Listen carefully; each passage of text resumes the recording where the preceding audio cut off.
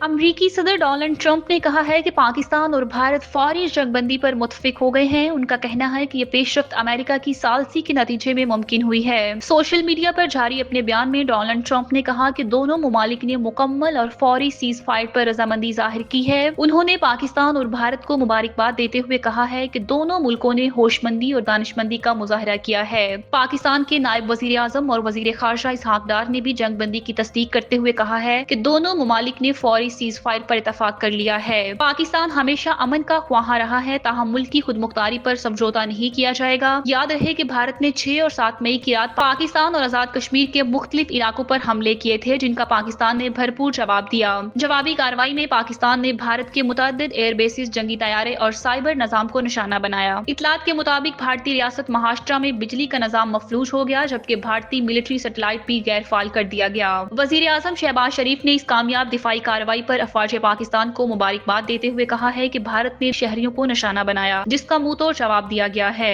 उन्होंने कहा कि पाकिस्तान अमन चाहता है, मगर किसी भी जारहियत का भरपूर जवाब दिया जाएगा। आलमी मुबस्सिरीन के मुताबिक ये सीज फायर एक मस्बत पेशरफ्त है, ताहम दोनों मुमालिक के दरमियान पायदार अमन के लिए मुसलसल सफारती कोशिशें नागुज़ीर हैं।